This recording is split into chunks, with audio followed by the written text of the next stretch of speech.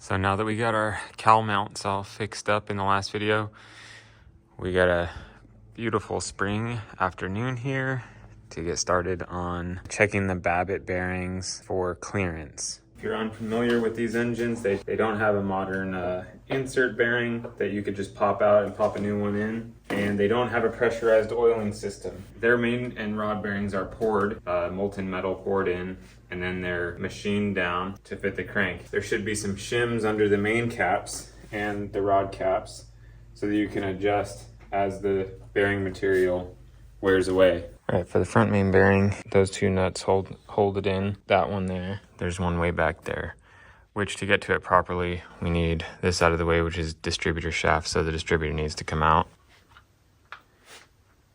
Nice, come out nice and easy since I greased it. All right, I'm noting right now that this little triangle is pointing away from the cam. Same on the main, or the front main, and then, I mean, rear main's gonna be obvious, but the oil slingers are pointed towards the cam. Also just noticed the crank says 4040 on it. Not really sure what that means. Looks like there's some more faint numbers in there. 020 right there. Yeah, another 020. Pop this one off. That looks nice. And we find a shim here. I don't know if that's a single shim. I'll have to measure it. Looks like steel, not brass. Not super sure on that. I think there's a shim there too. So we'll get the plastic gauge. I'll try to measure this shim to see how thick it is and throw some plastic gauge in there and we'll measure it. All right, I don't know about you guys, but I've literally never used plastic gauge before, but it comes in this folded piece of paper. It's inside there. So I'm just gonna take a length of it and measure it out to about the width of the bearing. So this is the piece we're gonna use. And that's it. It just looks like a piece of floss.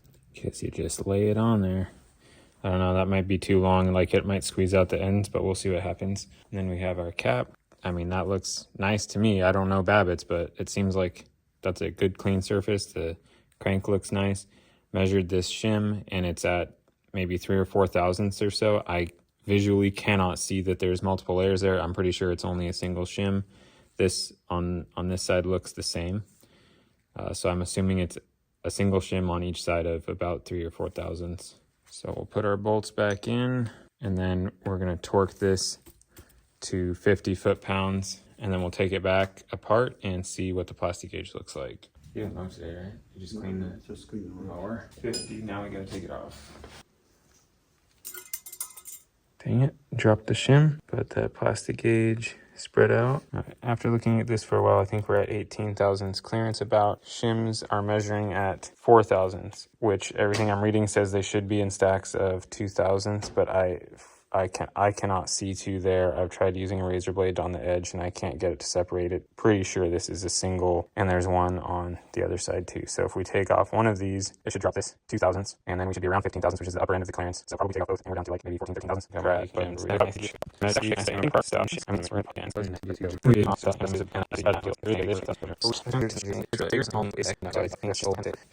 right, the main bearing and rod bearing adjustments are giving me a hard time. I'm working on the bell housing. Our other bell housing was broke. We got this one, painted it, but now we need to put new bushings in for the new pedal shaft and the clutch release shaft. And then to get the original clutch throwout shaft out, I just cut it. The throwout arm is right there and it has a woodruff key and it's pinned onto the shaft. So it's a little bit easier just to cut the shaft since we have a new one. Apparently these clutch throwout arms like to break, and so they have this updated one that you could get. What I didn't know is that the new one does not have a woodruff key. It just has a bigger hole.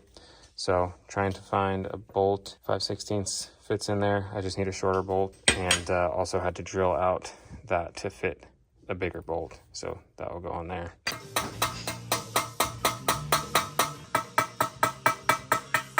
All right, so we got 1 bushing, 2 bushing, and then our shaft. It doesn't really go in there. It does actually need to be reamed, I think, so we're gonna have to wait on that, as with everything else. Not getting a whole lot done. And try and move on to this pedal shaft goes in there. There's no bushing, and then you put this pin in.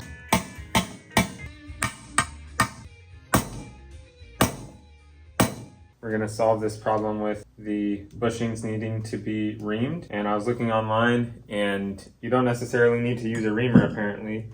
You can use a brake cylinder hone. So this goes down to 0.6 inches, I think. The bushings here are 0.8, so we're just gonna run the hone in up until the point where this fits snugly.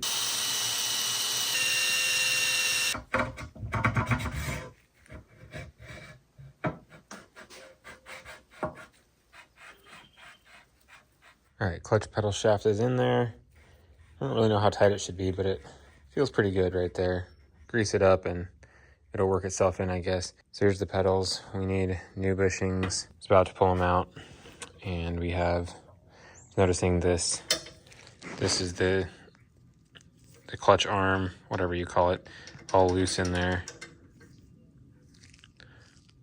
So I don't know if the hole is walled out or if we need a new one of these little, whatever you call it. Let's find out here.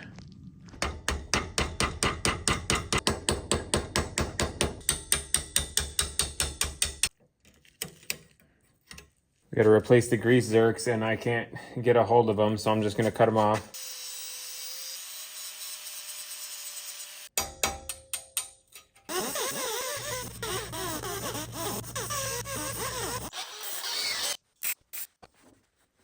Only clean up and paint the bottom side here because I don't want this inside the car to look new.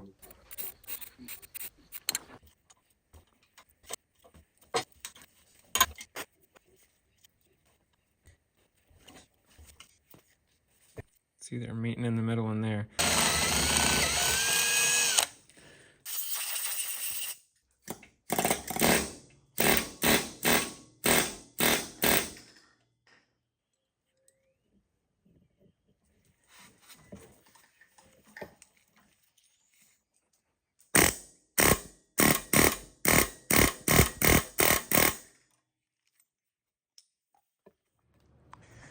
All right, it's another day. This thing's still sitting in the same place because I got frustrated with the main bearings. Clutch shaft is in, it's all good. Then we needed to get these bushings sized, but I was using the same thing that I used on the clutch shaft, the little cylinder hone, and it's just not taking material. I've tried like with lube and without lube, and just I stand there for forever and it doesn't fit, doesn't take material. So I'm moving on from there because that's frustrating me now. And I've got the last thing, flywheel. Ring gear's all beat up because we've had 12 volts on the starter, which I don't really like. I want it to not be 12 volt, but it is for now. But I have a new ring gear, so we need to hammer this thing off of here and put a new ring gear on. It's been in the freezer for a couple days because the new ring gear, I mean, it's a press fit, so it's tight, and I don't have a press, so we're gonna have to hammer it on. So the new ring gear, we're gonna have to heat it up while the whole flywheel's been in the freezer for a couple days. So right now, I mean, this ring gear is cold obviously, but we're just trying to get it off of here.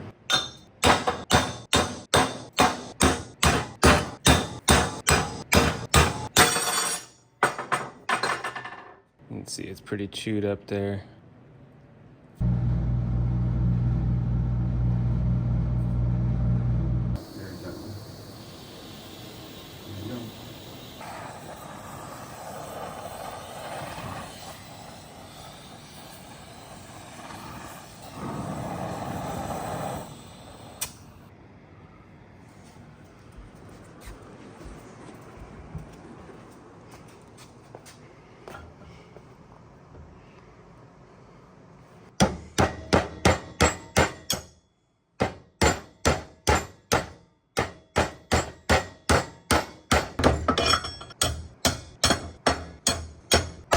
Probably cooled off too much already.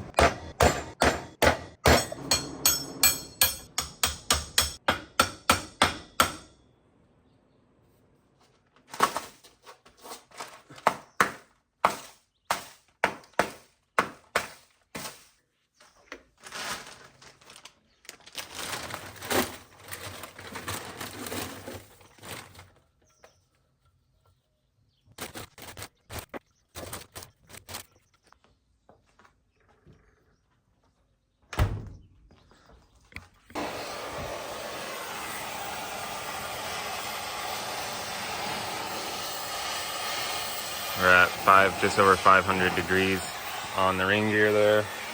He's gonna keep that going. And then in the flywheel, we're at negative 30 Fahrenheit. That was about 2 pounds of dry ice. It's pretty much gone. Starting to see some red in the steel. Hot.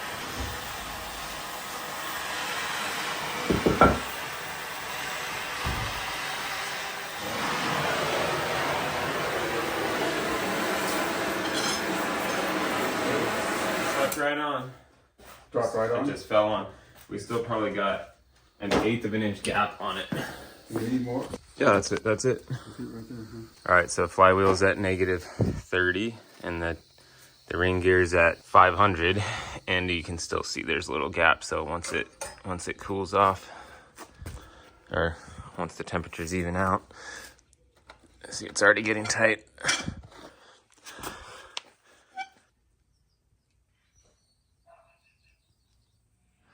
All right, I don't know where I left off last here, but it is now late May 2025, and I think I was doing the main bearings and rod bearing adjustments. Got pretty frustrated with it, did it twice, and when I went to tighten everything up, the motor just locked up, and that's just because everything was too tight. What I found to be the problem, I ended up taking it over to our friend Dave from the Model A Club, and he helped me go through all of it, and it's actually good now. But the main problems were the Les Andrews book tells you to adjust the mains at 50 foot-pounds of torque on the bolts. So that's what I did, but the actual the torque that you run them at is 80. So I adjusted them at 50, and then once I put them at 80, it locked up. So really what you should probably do is adjust them at 80, and then you'll be fine. So that's what we did. We adjusted them at 80. And then I had just a strange experience with the rod bearings, and that's what Dave said. It was a little bit odd too, but when I took them apart, they had massive shims in them. I don't know what happened. Somehow I got it way too tight. We would adjust them, the plastic gauge looked good, and then when you go to put them together without plastic gauge, the motor just locks up on all four. We ended up having to add a whole bunch of spacer just to get it right. It is right now. We were just getting weird readings with the plastic gauge until we got it to where it should be. But it's all good now. The whole engine rotates like it should.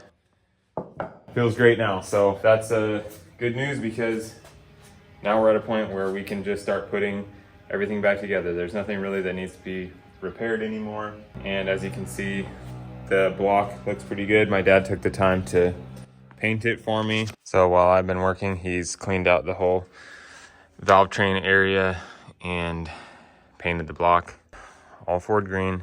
We got all our parts ready to go over here. New flywheel housing, bell housing is all done. I think I still need to do the clutch release shaft, put the fork on it, but everything's ready to go back together. So hopefully it'll go quick.